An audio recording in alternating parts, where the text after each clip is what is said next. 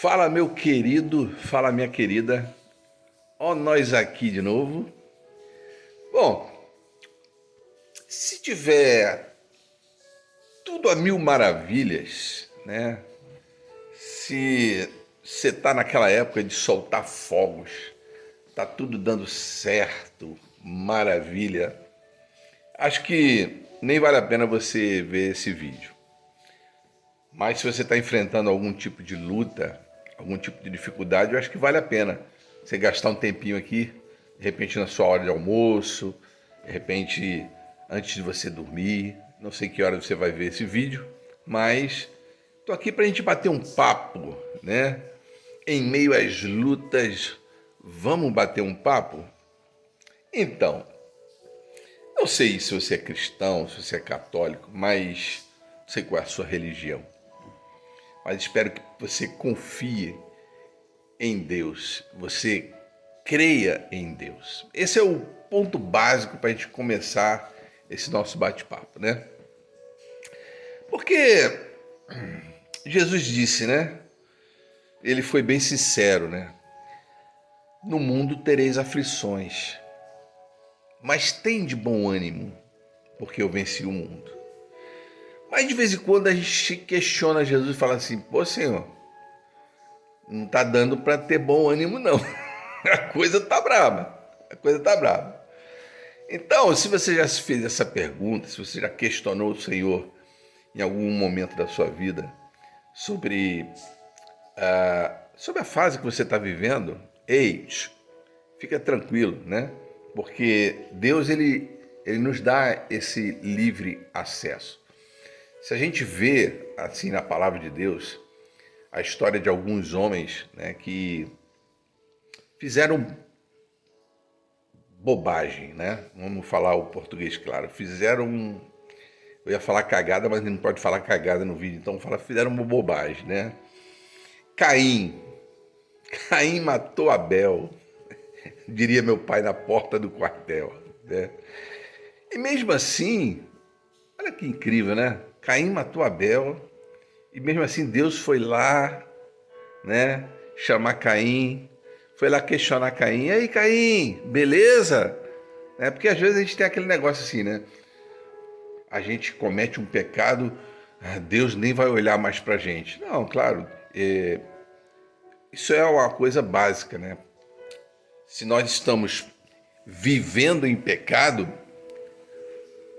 já era. Deus vai se afastar, porque Deus não pode conviver com aquele que está vivendo no pecado. A Bíblia diz que o cair é do homem, mas o levantar é de Deus, né? Então, Davi, né? Davi, poxa vida, para que tu foi lá, aquela mulher tomando banho lá, né? E fez aquela besteira toda, e Deus manda o profeta ir lá falar com ele. Então, assim, Deus, ele nos escuta mesmo quando nós estamos no erro. Então, esse é o primeiro ponto que eu quero falar com você. Não importa qual momento que você esteja vivendo da sua vida, se você levantar os seus olhos, Deus estará pronto para ouvir o seu lamento, o seu gemido, o seu clamor, a sua oração. Porque às vezes, quando estamos vivendo momentos difíceis, e eu acho que talvez eu esteja vivendo o momento mais difícil da minha vida agora aos 60 anos, e olhando para trás, quantas lutas eu já passei, quantas vezes Deus me socorreu, mas agora está difícil. Talvez você diga isso também. E caramba, Paulinho, também a coisa está difícil aqui, né? Então é justamente esse bate-papo, né? Que eu quero ter com você. A coisa tá braba? Tá em lutas? A primeira coisa que a gente pensa é ir para debaixo da cama e não querer mais saber de Deus e não orar. Não adianta orar, eu tô orando, parece que as coisas pioram. Cada vez que eu falo contigo, Deus, parece que as coisas estão piorando, então não vou mais orar não, né? Não sei se você pensa dessa forma ou se isso já passou na sua mente, né?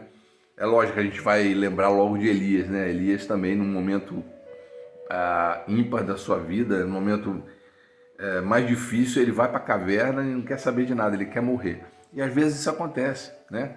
A gente quer desistir, a gente está a ponto de desistir e às vezes a gente desiste, né?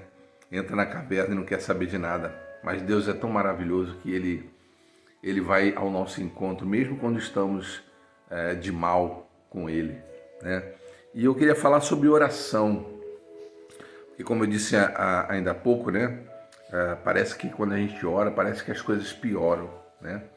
E aí eu vou falar de intercessão, né? Como é importante, às vezes, no momento que a gente está vivendo, né? A gente acha que só a gente está passando por aquilo, mas se você levantar a sua cabeça e olhar ao redor, você vai ver que os seus irmãos, que as suas irmãs também estão em lutas. E aí talvez você não tenha forças para orar por você, mas talvez você possa orar por alguém, né? Lembramos de Pedro em Atos capítulo 12, né? Quando Pedro foi lançado na prisão e já com a sentença de morte, e diz o texto lá, e você pode abrir lá para você ler, em Atos capítulo 12, que ele não tinha nem força para orar, ele estava dormindo. De tanto que ele apanhou para estar na prisão, né? Ele estava lá dormindo, ele não estava orando, mas tinha uma galerinha orando por Pedro, né? Olha como a intercessão ela é importante. E para esse vídeo não ficar tão extenso, né? Vamos falar de Jó. Deus, ele muda a sorte de Jó quando Jó começa a orar pelos seus amigos. Pelos seus amigos, né? Que estavam ali falando mal, estavam ali dando maus conselhos para ele.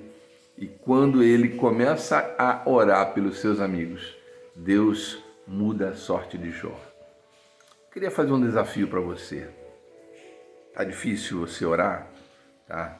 Comece a orar por uma, duas, três pessoas que você com certeza sabe que estão vivendo momentos difíceis, né? Talvez seja difícil a gente orar pela gente, talvez você esteja até permitindo que a incredulidade entre no seu coração, que é lógico que nesses momentos de luta que a gente está na caverna, o inimigo ele começa a lançar as suas setas, os seus dardos inflamados para roubar a nossa fé. Ainda que a gente tenha ali um resquíciozinho de fé, ele quer roubar aquilo ali, mas não permita, né? Comece a orar, comece a interceder pelos seus queridos, pelas suas queridas. E ontem eu estava assim, desanimado, mas estava desanimado. E de repente uma amiga minha enviou um vídeo até antigo. Pela imagem a gente viu que era uma coisa assim antiga.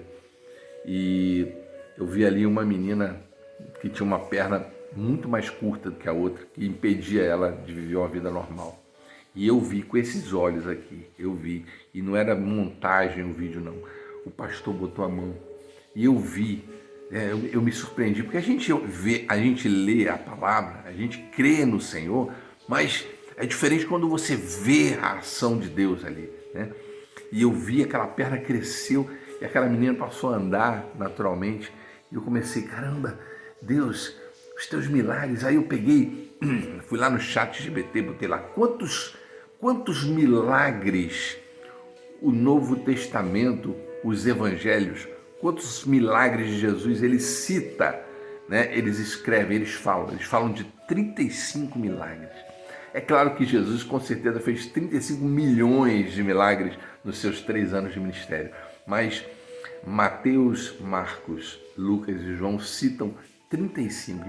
Eu estou começando a ler sobre esses milagres, porque quando a gente lê a palavra, né, quando a gente busca, o Senhor ele vai enchendo, né, e aquele fiozinho de fé ele começa a se tornar uma raiz mais forte.